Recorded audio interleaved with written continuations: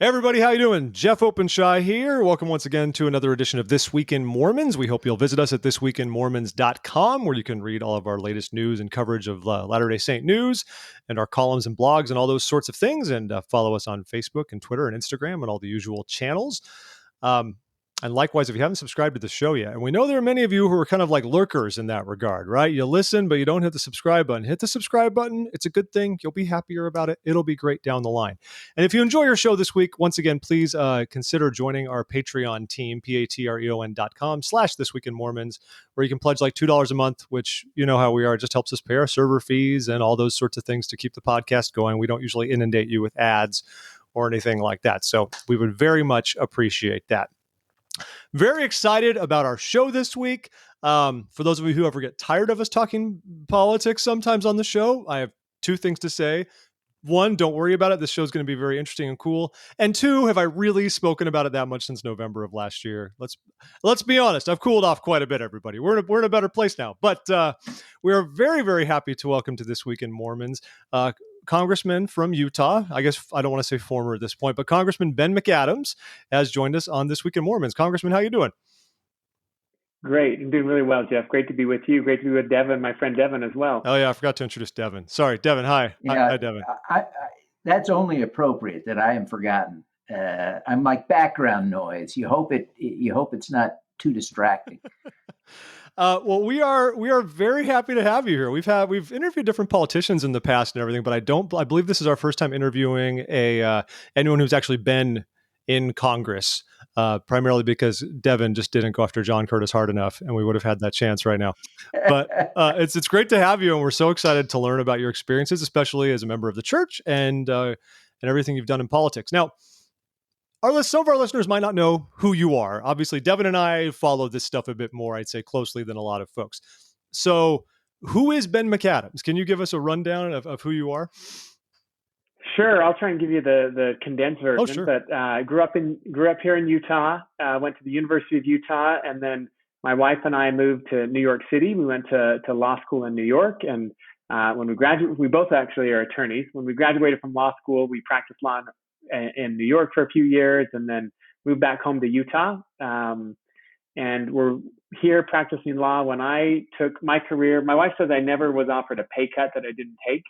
So I went to work for Salt Lake City as an advisor to the mayor of Salt Lake City some 12, 13 years ago, and did that, and then was elected to the state Senate in 2009, was elected mayor of Salt Lake County in 2012.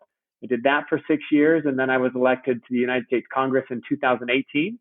Had the distinction of being the only member of the church who's a Democrat serving in federal office, and did that, and then was not reelected in 2020. Was in a very close race with Burgess Owens, who won the race by just about 1%. Yeah. And so now I'm back into private life and got my first pay increase of 12 years and sleeping under the same roof with my kids and family and enjoying private life for the time being. At least you're doing so in Utah, and you haven't just like packed your bags and run to K Street as fast as you can in DC in terms of embracing the private life. So what made you want to get into public office then? You advised the mayor of Salt Lake City for some time before you joined the state Senate primarily. So what made you decide to run and actually get involved and be a politician? Well, yeah. So there's a little bit of a story with that, if you don't mind. I guess we got the time. I can give some of this background. Yeah, go ahead. So I'm practicing law here in New York. We'd been back in Utah for about a year, and if you're a Democrat in Utah, pretty good chances you know every other Democrat in Utah. So we it's kind of like being a member of the church and a lawyer in New York. People would say, "Oh, I know another Mormon who's a lawyer." I'd be like, "Oh yeah, I know him." And people would be blown away that I knew every Mormon lawyer in New York. But it's similar to being a Democrat in Utah. If you're a Democrat in Utah, you probably know each other. So Ralph Becker was elected mayor of Salt Lake City in 2007. And I had known him. When I was in college at the University of Utah, I had interned at the Utah legislature and had worked with Ralph and stayed in touch with him over the years. And so when he was elected, he approached me and said that he said, "I'm looking for somebody Well, for those who aren't in Utah, those who are your listeners that are in Utah probably know that there's usually epic battles between Salt Lake City, that's a little bit more progressive, and the state of Utah, that's more conservative. And it seems like we're constantly having showdowns between the city and the state of Utah. And spoiler alert, Salt Lake City always loses those showdowns. And so Mayor Becker's pitch to me was, he was coming off of 8 years of Rocky Anderson, who had been mayor of Salt Lake City, very progressive mayor of Salt Lake City, and had been pretty divisive. And Ralph approached me and he said, look, I'm interested in, there's a lot of stuff that the city needs to get done. I want to have a good relationship with the state. But I am representing a progressive city. I'm going to have to be true to my constituents and true to his own values. But he said, but I want to have a good relationship with the state. So he said, I need somebody who can speak to the legislature and really serve as a bridge between Salt Lake City and the state of Utah, and vice versa, who can translate what the state's saying back to Salt Lake City. And he said, I'd love for you to come and be my director of government affairs and be this bridge between Salt Lake City and the state of Utah. And it actually seemed like a really interesting opportunity, something where I could give back. We're taught that where much is given, much is expected. I think living in Utah, we live in one of the best states in the country, wonderful place to live. And I felt like this was an opportunity for me to give back, to make it better, to be a bridge and to heal some of the divisions that existed in my state and the city that I love. And so that, coupled with the fact that it was a pay cut, my wife says I'm drawn to pay cuts. I jumped at the chance and I said, yes, I'd love to do that. Immediately went to work for Salt Lake City. And there were two issues that were like right out of the gates that were pretty contentious. One of the first two epic battles, the showdowns that were staged for the new mayor of Salt Lake. First was building tracks out to the airport. There were many in our legislature who thought that was just going to be a waste of money, that nobody would want to ride transit to an airport. And we lived in New York. It's like, who would think that? Who would think? I mean, so I remember tracks itself was contentious in Utah in the first place before the Olympics. Yeah. And then it was a big success. And then, okay. Sorry, continue. Public transit. So they were wanting to ban spending money to build tracks to the airport. I'd lived in New York and spent some time as an intern in Washington, D.C. and knew how really it seemed like grown-up cities have transit and especially connecting to the airport to transit. So that was the first issue. The other was even more complicated. And that was Becker had campaigned on, if elected mayor of Salt Lake City, that he would propose ordinances to protect against discrimination for LGBTQ residents of the city. That essentially you can't be fired from your job or evicted from your home if you're gay. And no sooner had he was elected and said that he was going to move forward with enacting these provisions. And a very conservative member of the state Senate stepped forward and said, if Salt Lake City does these ordinances, I'm going to run legislation to overturn it. So this is 2008. We are it's right at the same time as Prop 8 in California that he's moving forward with this.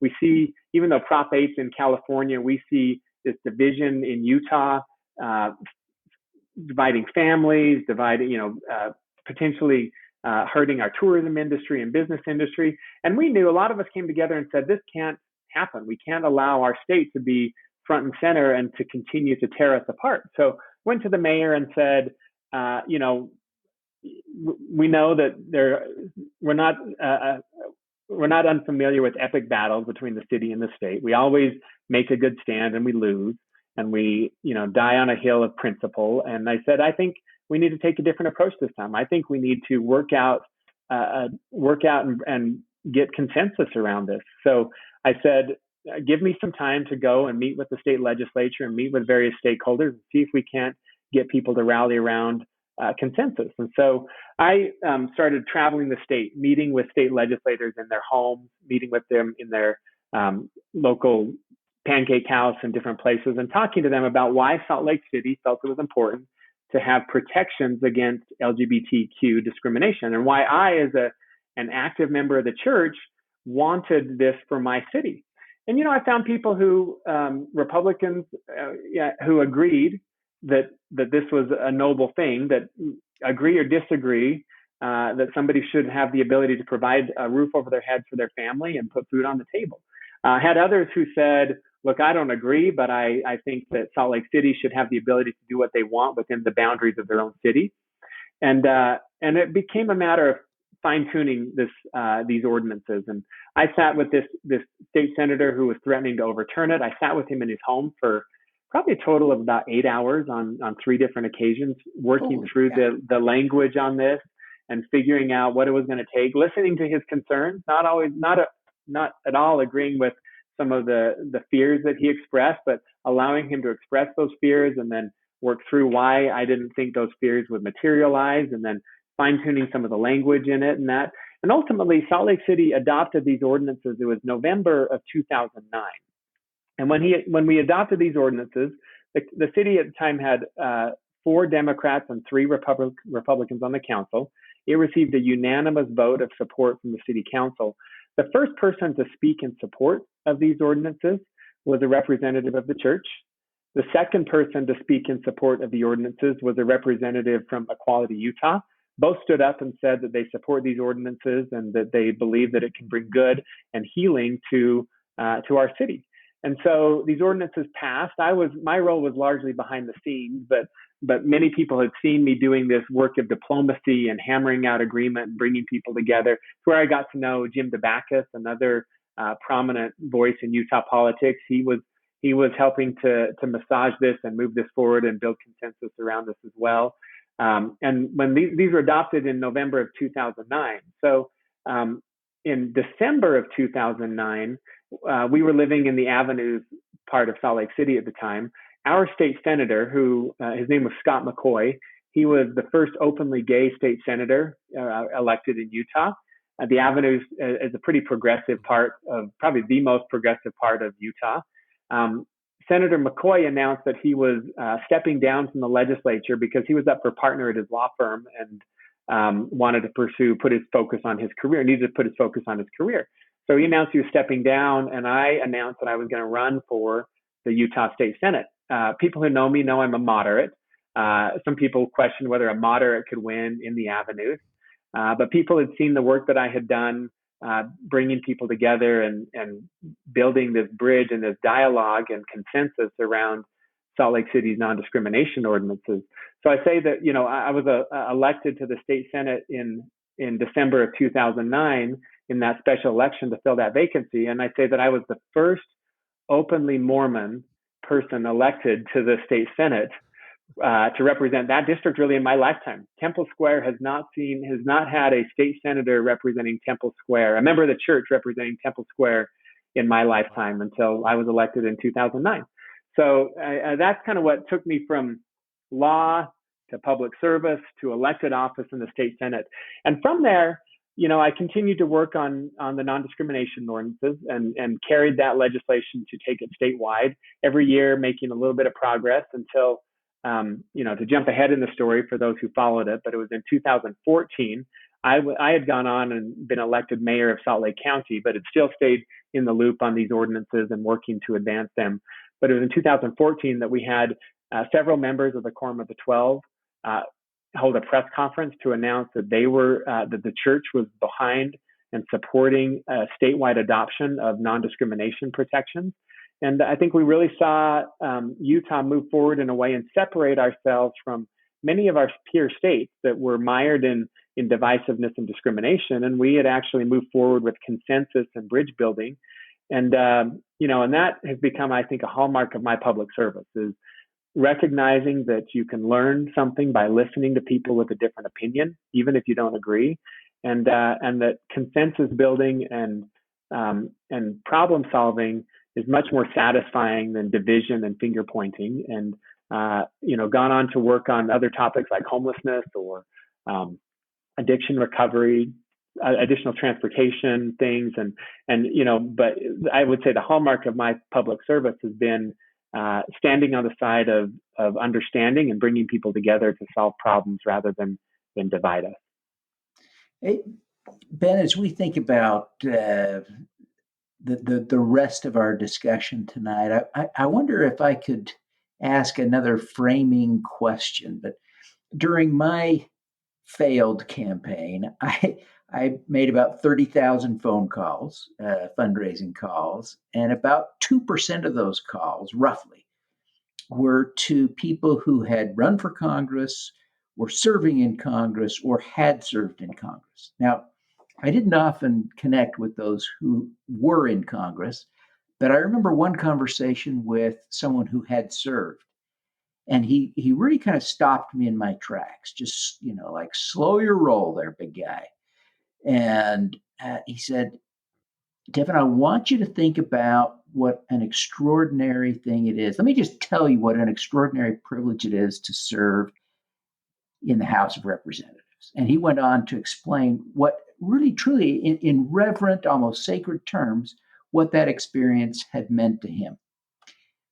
I wonder if, as we think about the rest of our discussion tonight, if you would just frame that by reflecting on your experience and what it meant to you to actually serve in the people's house. Yeah, so it was, I would have to agree that serving as a representative of the United States Congress is an incredible privilege. Sometimes for me, there was a little bit of irony in that.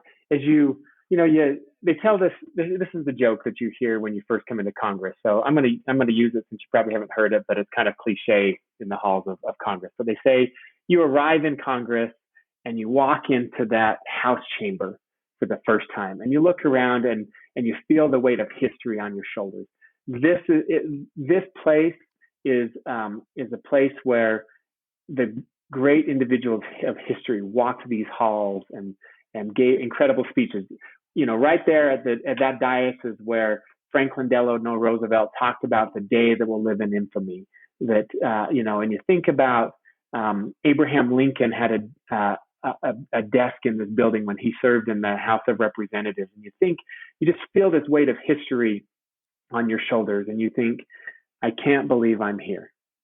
And then 6 months goes by, and you've gotten into the work of it. You're serving, you've rolled up your sleeves, you're on your committee and everything, and you walk into that chamber again, and you look at your colleague, and you think, and you've just been debating with them on a piece of legislation, and you realize how misguided they are, and you learned a little bit about your colleagues, and you walk into the floor that day, and you look around, and you think, I can't believe they're here. So, can't believe I'm here. So then I can't believe they're here. But I tell that joke as, first of all, you do feel the enormity, the immense weight of history that's on your shoulders, the legacy that has bequeathed us, the world's first democracy, and the amazing things that this country has accomplished of lifting people into prosperity and a middle class, and curing diseases, and putting humans on the moon, and all the incredible things that I think our system of government has yielded, and you feel the weight of that. But you also look around and you think of the enormous and incredible things that we've done.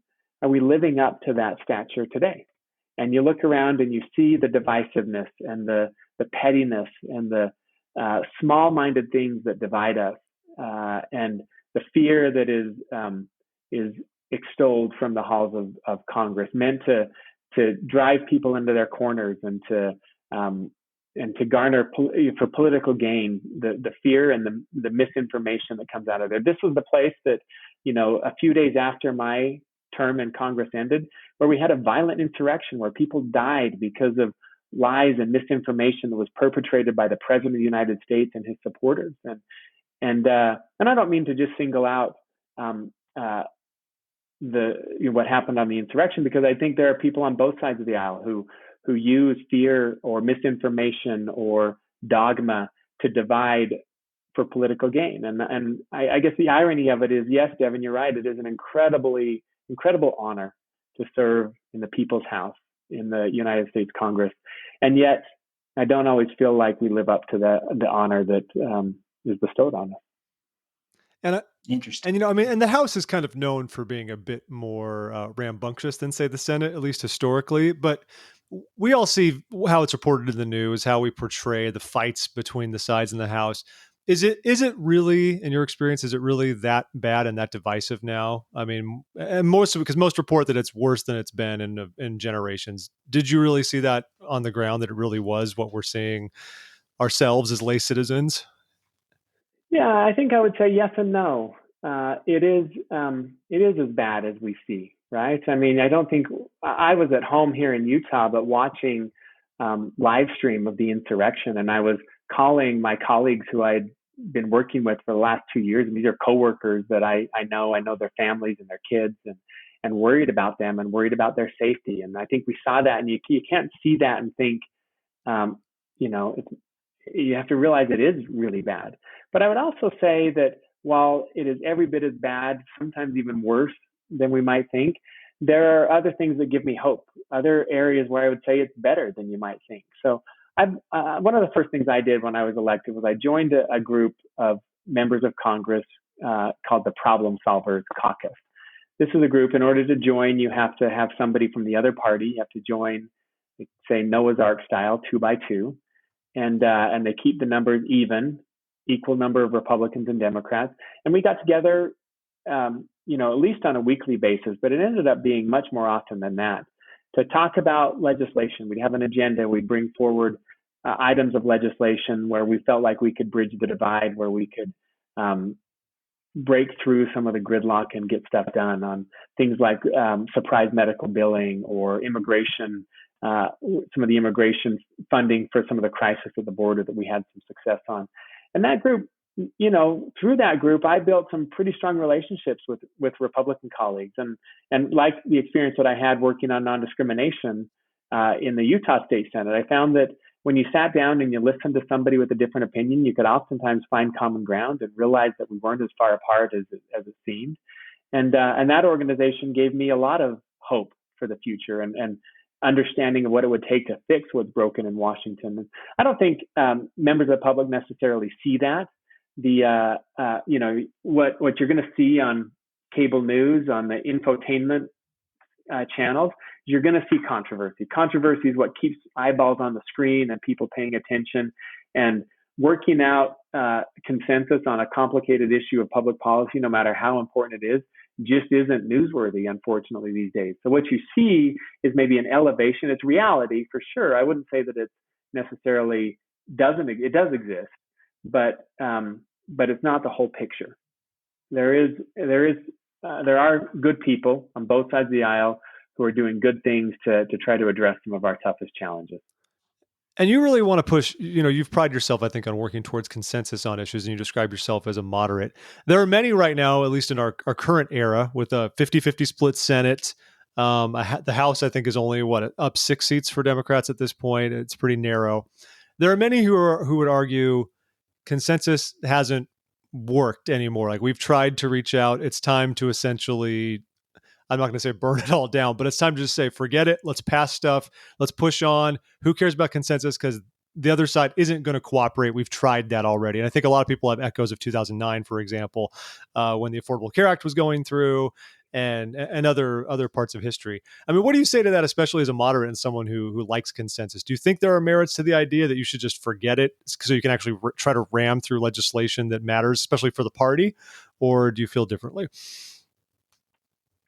I think we should never give up on trying to work together and to build consensus. I think I'm a believer, having been engaged in multiple instances where we do build consensus and we found and achieved common ground, that in reality, some people say that, consensus or compromise is a swear word. And compromise, what you're doing is watering down. You have the perfect solution for every problem. And if you have to compromise, you're substandard, you're subpar. And why would you do that? Especially if one party or the other, and we've seen in the last decade, both parties, Republicans controlled the presidency in the House and the Senate and pushed through legislation. And now Democrats control the House and the Senate and the presidency, and they're pushing through legislation. I'm a believer that compromise is not a swear word, that it doesn't dilute what's good. It doesn't dilute good public policy, but I've seen it actually make good public policy better. When you sit down and you talk to somebody who has a completely different view than you do, and they're seeing around corners that I can't see, They have a perspective that I can't see because of my life circumstances and where I sit, and perspectives and and opportunities I've had in my life. I may not see things as they're seeing it, but if I listen to them, they may be seeing deficiencies that I'm blind to, and I'm seeing deficiencies that they're blind to.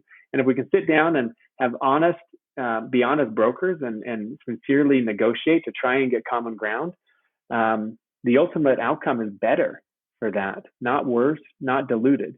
Now, you have to recognize that not everybody is an honest broker and sincerely negotiating. But I would always say when I was in elected office that you work with whoever is willing to have a seat at the table, and you never stop listening, and you never stop trying to build your coalitions and make them bigger.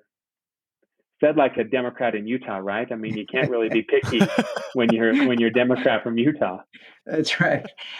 Ben, you have a unique, well, you mentioned you're the only Latter-day Saint in Congress when you were there.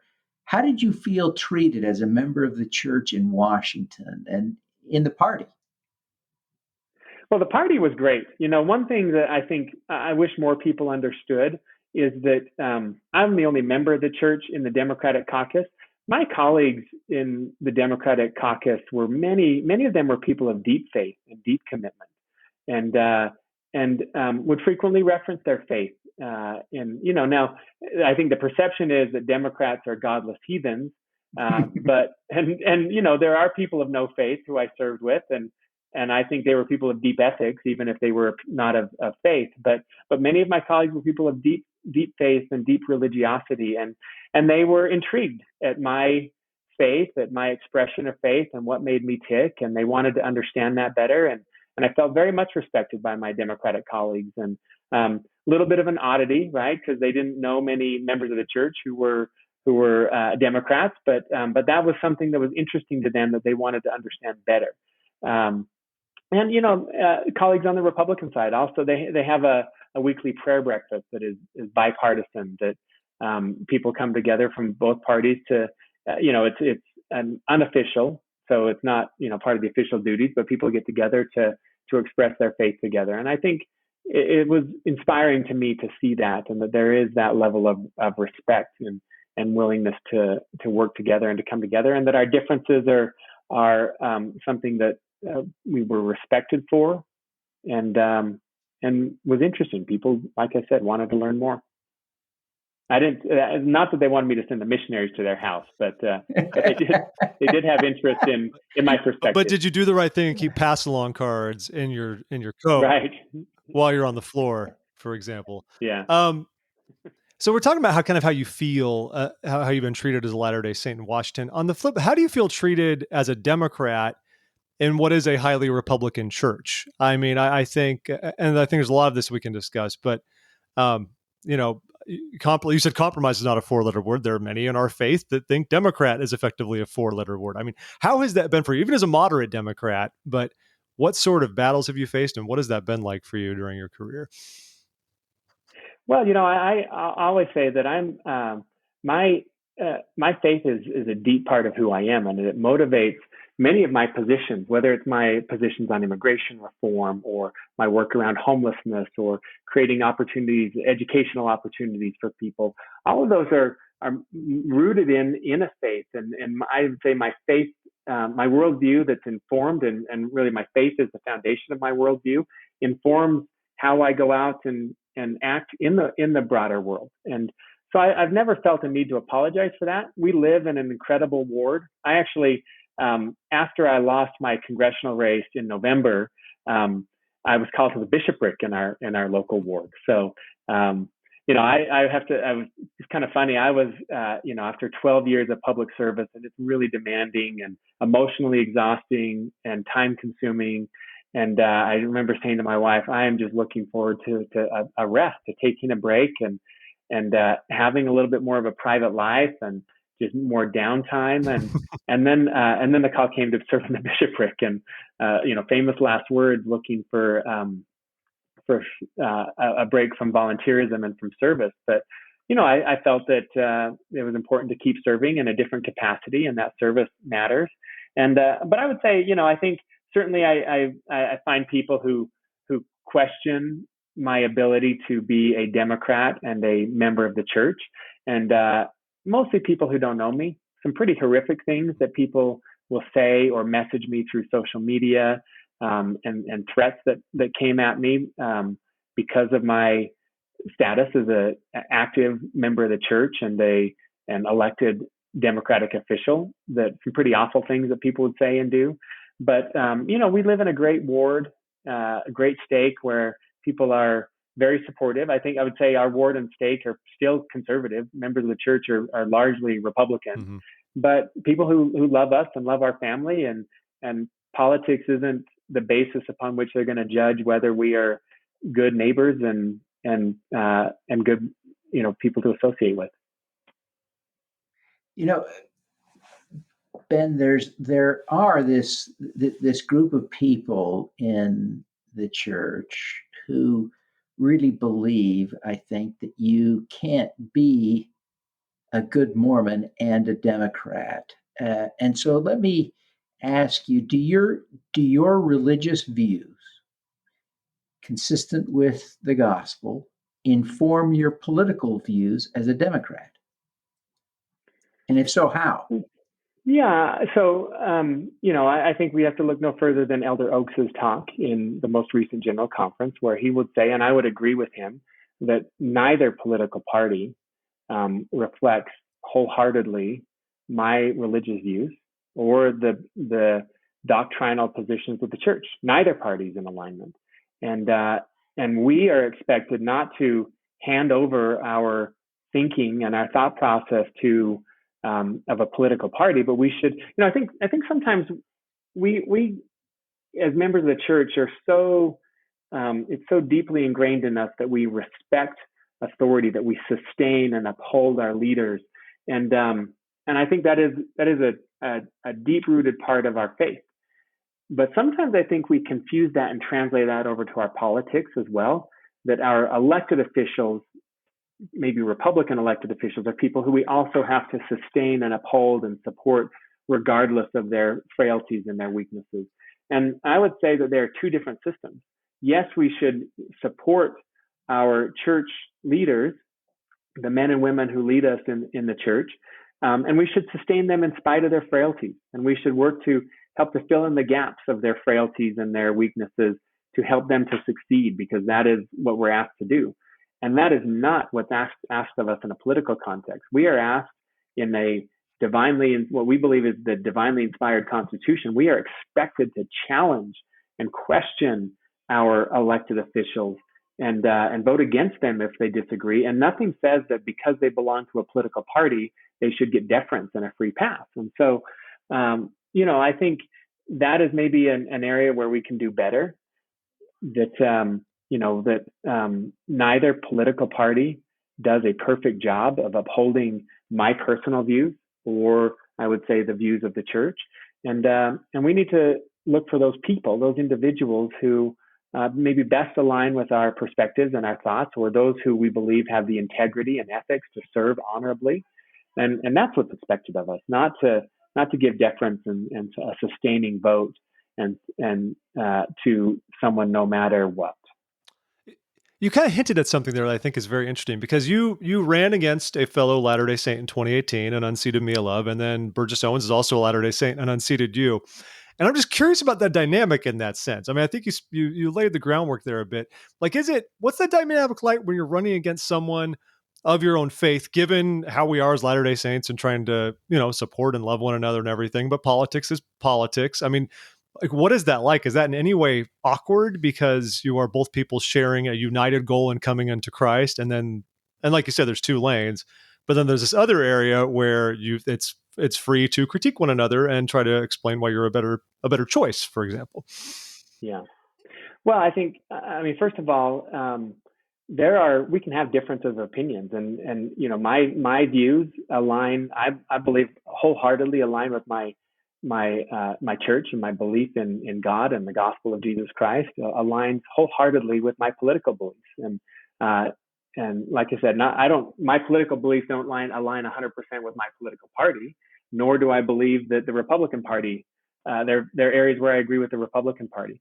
What I think sometimes is unfortunate is when faith is used as a weapon to discredit or marginalize someone in a race. I believe in my work on non-discrimination, the heart of finding consensus and compromise is to recognize that somebody who has a different opinion than you have is they're grounded in good values and a desire to do good, and they just come out at a different conclusion than you might. And my experience hasn't always been that that's what happens, especially in some of these hotly contested political races. It was really disappointing to me in the last race to see, the awful ad. You're lucky that you didn't live in Utah to have to experience some of these nonstop ads, and some of them were on the side supporting me and others opposing me, but just allegations that I'm a Marxist who wants to, godless Marxist who wants to destroy America. And, it's really some pretty absurd allegations, especially if you know me and know my values and my family values. And, it is kind of disappointing when you see faith used as a weapon. I would hope that I never did that, and those who support me would never use faith as a weapon, but recognize that people can have sincerely held religious beliefs and come to different conclusions about matters of public policy. The church doesn't really engage in specifically in public policy matters, and we're free to, as Joseph Smith said, teach them correct principles and let them govern themselves. You can apply different principles to come out with different policy conclusions and be well grounded in good ethics and good values and come to different conclusions. And I would always try to respect that my colleagues on the other side are grounded in good, solid values and trying to do the right thing, even though we may vehemently disagree about the strategies to accomplish that. Ben, as a follow-up to that, what do you think you've learned from watching and from being in these last couple of races against? So I want to focus for a minute on the politics of race and gender, where you ran against African Americans, which is kind of an unusual thing to have had two races against African Americans in Utah, and one of whom was a woman. What do you learn about race and gender and politics in Utah and in the church? I believe deeply that a democracy, one of the things that makes democracy resilient and strong is that, when our country was founded, in our early days, we were founded upon the principle. We really, the innovation of American democracy was there's a better way to solve our differences, and we're going to solve our differences not through violence and power, but we're going to solve our differences through legislation, through debate, through consensus building. And that if we can do that, not only do we avoid the enormous societal cost that comes with violence and bloodshed, but the process that I described, where through the free market of ideas and competition of ideas and negotiation and dialogue, that we actually have advancements and innovations in public policy that create an environment for the prosperity that we've seen that this country has created, the global prosperity really that has come through this model of governance. And so I believe that model is best when you do have people from different backgrounds, different perspectives, different genders, different ethnicities, that is what makes a democracy strong.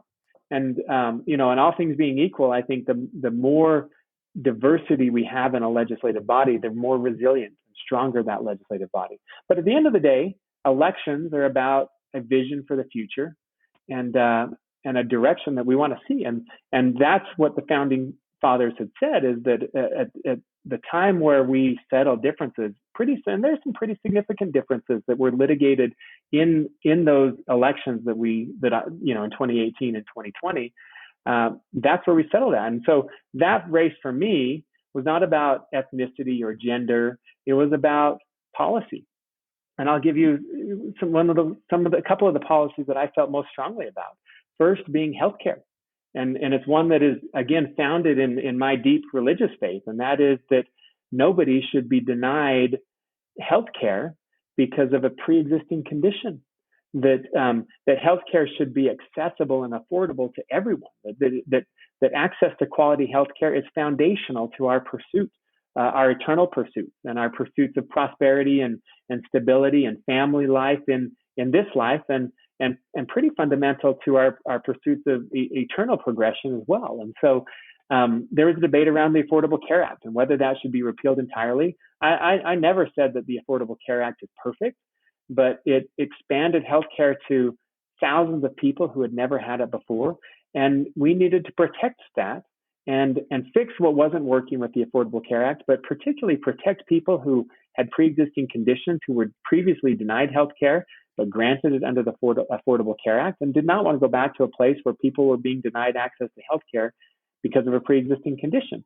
And my opponent in 2018 had voted numerously to repeal those protections that I think would have put a lot of people in jeopardy. And, I think there are values that we can understand about why she was motivated in voting the way that she did. And and I had a difference of opinion. In 2020, it was similar, a debate around access to healthcare. Both in 2018 and 2020, another one that was important to me was dreamers. These are kids who had come to the United States through no decision of their own, younger than what we call the age of accountability. They weren't accountable for that decision that landed them in the United States, but they were undocumented because they came as a young child. And we had the Dream and Promise Act that would create a pathway to citizenship for these kids who the only country they knew was the United States. They were in many cases they weren't born here, but they were raised here. English was the only language that many of them knew. They had graduated from Utah high schools, had graduated from American colleges, and wanted a career to give back and to provide for themselves and their families. And we had a policy that both of my opponents in 2018 and 2020 were denying them access to a pathway to citizenship that would divide their families, deny them work and the ability to provide for themselves, and send them back to a country that they never knew.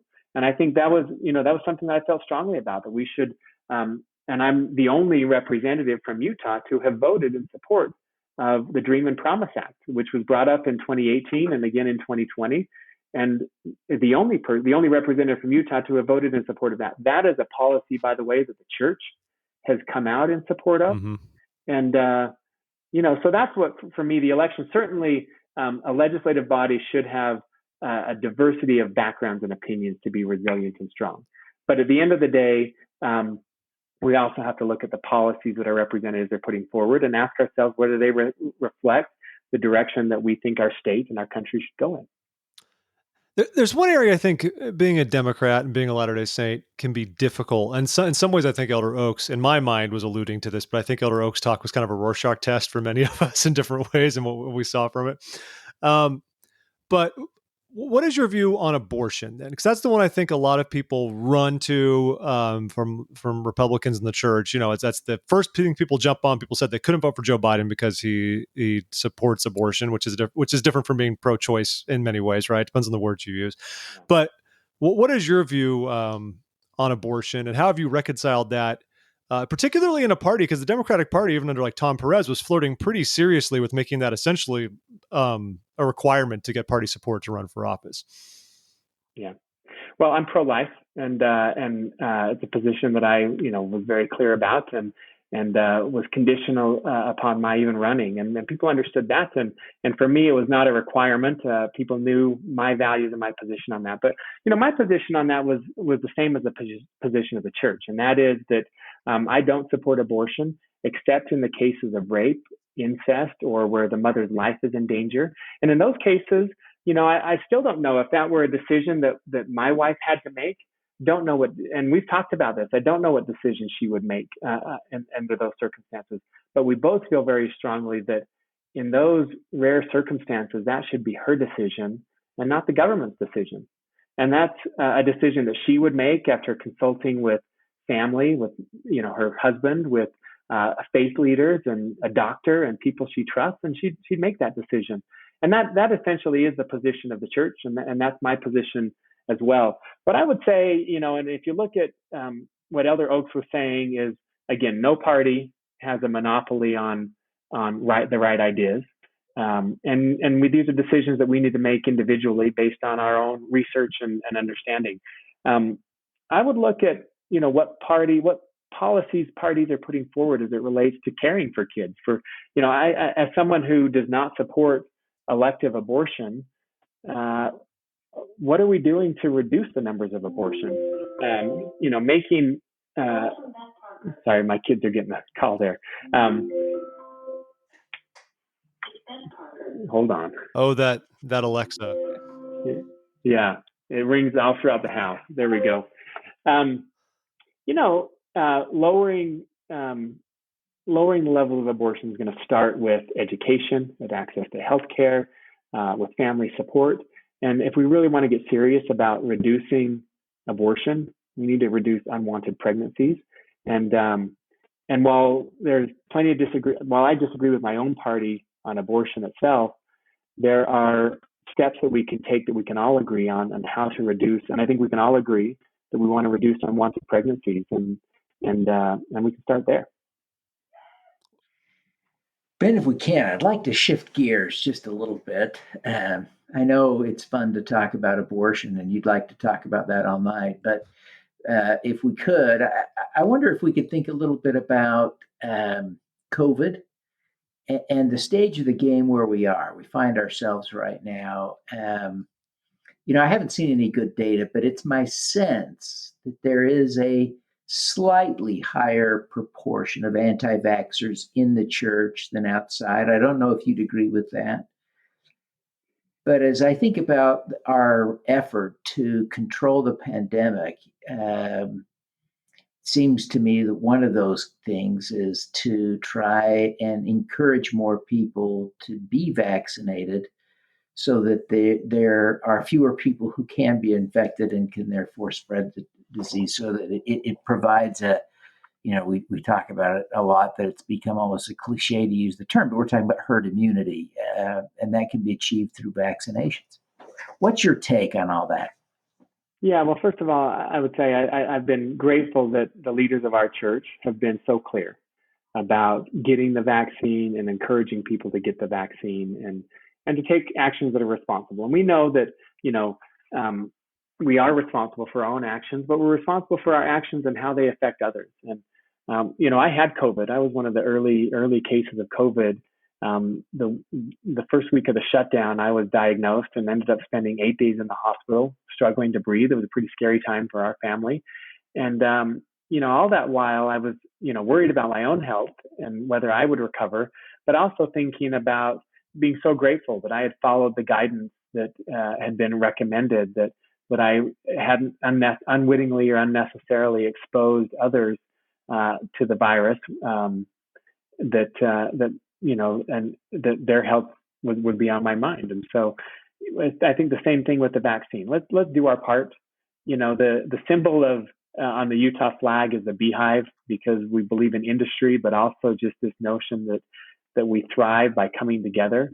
And it's an interesting metaphor for Utah that we've adopted, because we know, because of the rugged individualism that exists in the church and rugged individualism of the West that are really intertwined.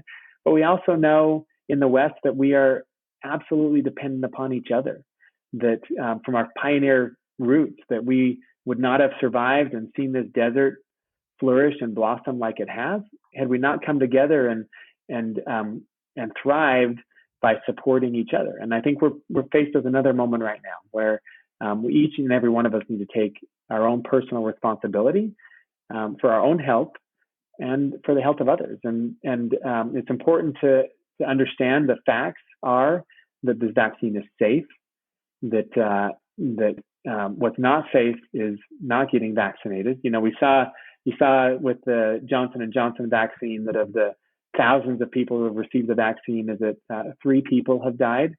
But I like to point out, think of the thousands of people who haven't gotten the vaccine and how many of them are dying in much, much higher numbers. And so let's just do our part. Let's follow the data, follow the science, and follow our religious leaders and take responsibility to get the vaccine for ourselves. I've been vaccinated. My wife's been vaccinated. As soon as our kids are eligible, they'll get vaccinated. And it is safe, and it's a responsible thing to do to protect others.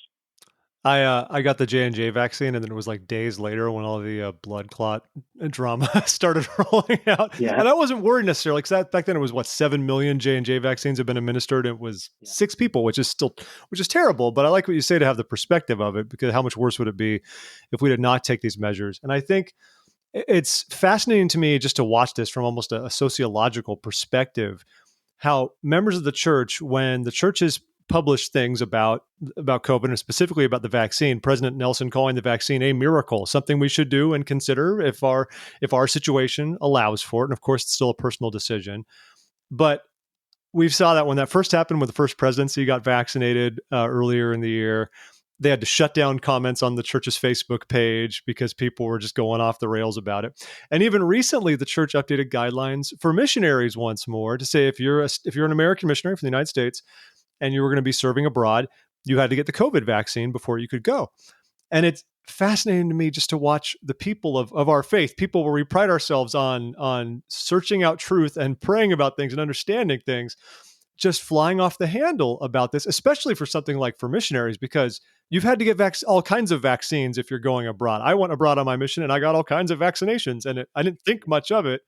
And the COVID vaccine is now just one of many. And I think it's just so funny how much we as a people kind of like forget the basic things we've been doing for a long time anyway. I mean, I didn't see anybody up in arms when I had to get a hepatitis vaccine to go to Spain. Like, where were the people advocating for my life on that one, right? But so I just think it's just so weird to me to see how we can be that way as a people. We were, like you said, rugged individualism. We still like to latch on to something where we have like this fear of some kind of government conspiracy or something that exists, and that COVID's all one big ploy in order to control us, or I don't even know what else. COVID is just a tragedy that has tested our social fabric quite a bit, and it's just a question of what we're going to do to get through it. Sorry to soapbox there a little bit. You're the guest, Congressman, not me. No, that's absolutely right. I'm thinking I did my mission in Brazil, and you're right. I remember a whole battery of vaccines that I had to get, and then carry my vaccine passport with me in country. Oh, wow. And hold on to that. And yeah. And then we're seeing what's happening. And that. Brazil has been like rocked by COVID pretty badly because they haven't there's a lot of factors there, of course, poverty and things too. But thanks for getting into that one, Devin. I think it's always fun to talk COVID. One thing I'm curious about is just what you're doing in the future. You narrowly won election in 2018, and you did narrowly lose. What do you think might have tilted the tide slightly against you in the last cycle, so you lost your seat compared to 2018? Was there any particular thing that you found that might have? Well, I think, and we could debate this all night, right? But a few things. So my district, it starts with how the boundaries are drawn in the district, right? So Utah typically will get a Democrat running statewide will get 35% of the vote. So we have 4 congressional districts. So if you did really simple math, you would say if 35% of the state of Utah is Democrat, you can probably get 1 out of our 4 congressional seats should be Democratic. A fourth of them, right, would be 25%. But the boundaries have been drawn in a way that that rather than 1 out of 4 being a Democratic seat, you have 100% of them are 35% Democrat. So it means essentially that none of them are. It's difficult boundaries with the gerrymandering that's happened. So my district, to give you a few statistics, my district was they'll rate how likely a district is to be won by a Democrat or Republican. So my district was rated R+20 by the Cook Report, meaning a Republican should win my district by 20 percentage points, and I won it in 2018. So it meant that by winning it, I overperformed the district by 20%, which is pretty difficult. And that kind of explains Devin too. Devin was a great candidate, ran a great race, but I think your district is R+27? Yeah. So yeah. And I did worse than that, unlike you. But I will say, as a first-time candidate in an R+27 district, it's even harder to raise money than in an R20 as an incumbent. And so without money, it's hard to run a campaign. Yeah, so I had to get, so my district was 14% Democrat. So it meant in order to win election, I had to get, if I got 100% of the Democrats voting for me, I'd get 14%. Then you had to get a bunch of independents, and you had to get, in my case, about 25% of the Republicans. So to do that, you've got to get your message out there, and that's not easy. So we did, and my message resonated when I was campaigning in 2018, and we won by it was a close race, and we barely pulled out a win there in 2018. But again, it wasn't insignificant. It was a close race, but overperforming the baseline of the district by 20 percentage points was pretty significant. It was the most Republican district in the country that was represented by a Democrat. So you come back around in 2020, we knew it was going to be a close race just by the makeup of the district, how the boundaries had been drawn of the district. We knew it was going to be a close race. But in 2020, we saw the presidential year. So you saw intense interest in the presidential race. More people are going to turn out. And in a district that's 14% Democrat, if you just turn up the volume of people who are going to show up, it means you're turning out a heck of a lot more Republicans and independents than you are Democrats. So it meant we were going to have to win over even more Republicans and more independents to hold on to that. And so we saw voter turnout in my district in 2020 was the greatest increase in turnout in the country, was my district. It was the highest voter turnout in Utah history. I think it was like 94% of eligible voters voted in 2020. So, in a district that's 14% Democrat and everybody turns out, you got to, it's actually, we think it's still a miracle that we were able to hold it to within 1%. Yeah. But it was a very close race. And so, it's a few things. I think, what turned people out? Trump certainly turned out those voters who had never voted before. 1 out of 4 people who voted in 2020 have never voted before. I've been in public service for 12 years. So people had gotten accustomed to seeing me on the ballot. Even though they were Republicans, they knew who I was, and they had seen me working to build bridges and bring people together. So they were comfortable crossing the aisle and voting for me.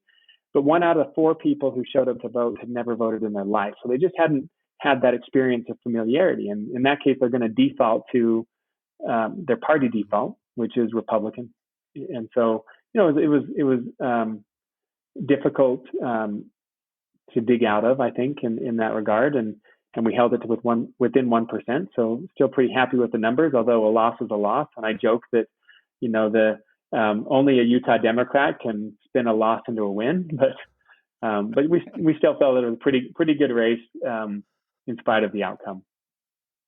So what's next? Yeah, What's next? Well, I love public service, and I do believe that as I said at the beginning, where much is given, much is expected. And I think we live in one of the best states in the country, and one of the best countries the best country in the world. And I don't think public service is done for me. I want to continue to give back. I think are we going to fix what's broken in Washington?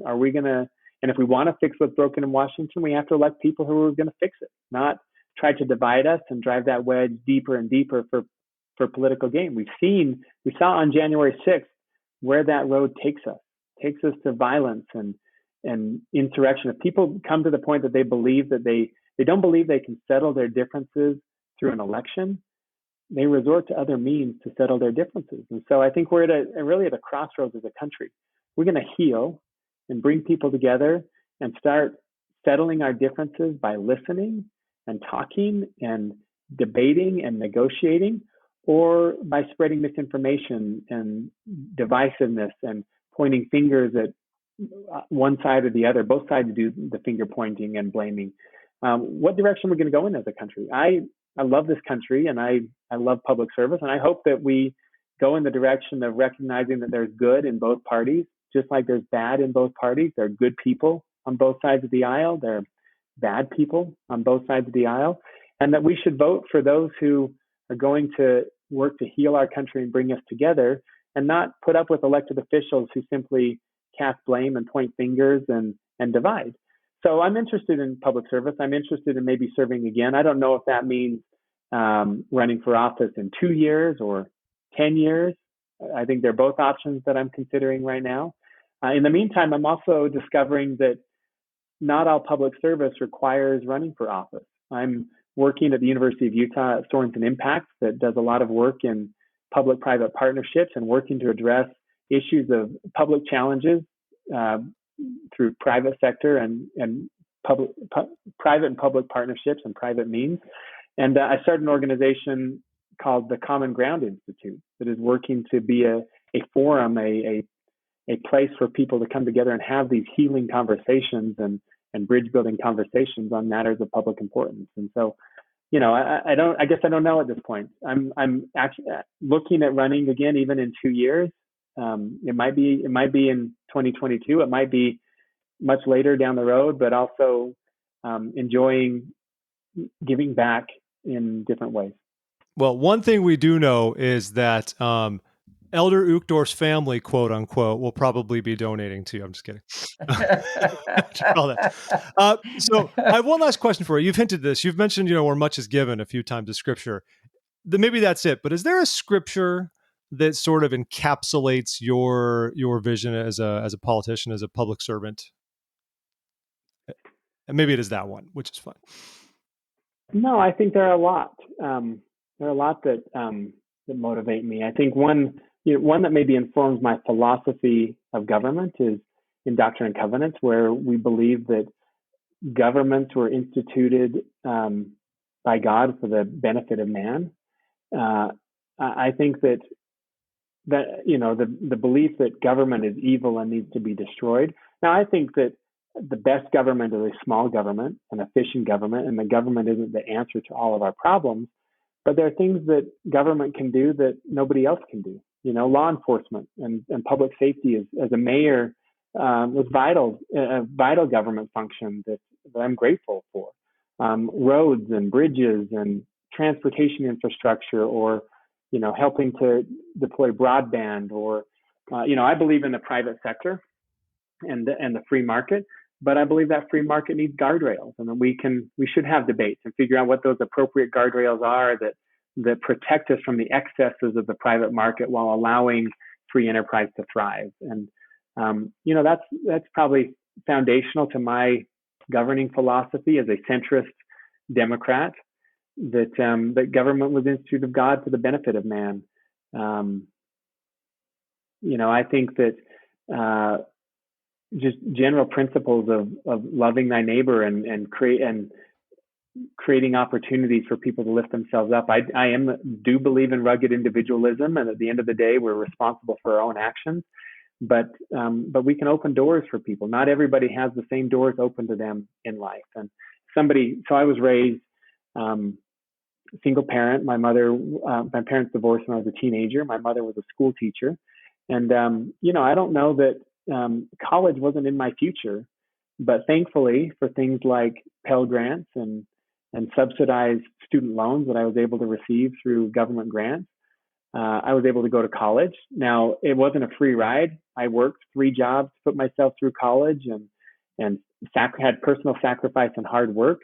But all of that personal sacrifice and hard work would not have amounted to an open door to pursue a college degree were it not for some grants and loans, subsidized loans that I was able to take out to lift myself up. And so I think that all of these are values, I think, of our faith that inform my public service and my desire to give back.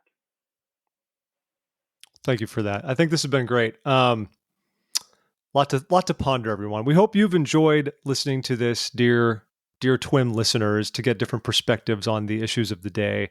And I think we're almost in kind of a new world now after President Oak's talk in particular, where he really drove the point home that we can have more pluralism as a church. And I know there's been recent studies that have shown, we saw the numbers with which Latter-day Saints of certain demographics voted for Joe Biden, for example. We don't have to get into any of this at this time. I don't know if it's the Trump effect or if we really are seeing a place where our church is just going to get more pluralistic politically, which I think, broadly speaking, is just good for us overall, right? So that we have different ideas. And as Congressman McAdams was saying, that we can come together and find common ground and do these things.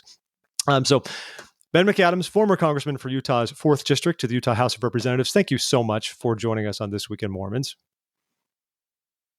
Thank you, Jeff. Pleasure. Thank you, Devin. Great to be with you both. And Devin. Thank you. Devin, thank you, my friend. Good to see you, buddy.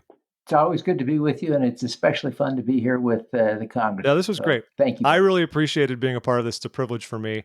I thank all of you very much for taking the time to listen. Once again, hit that subscribe button, and we'll talk to you again next week with more Latter-day Saint news and commentary and guests, and whatever we can come up with. So until then, be well, be holy, and be happy. Bye-bye.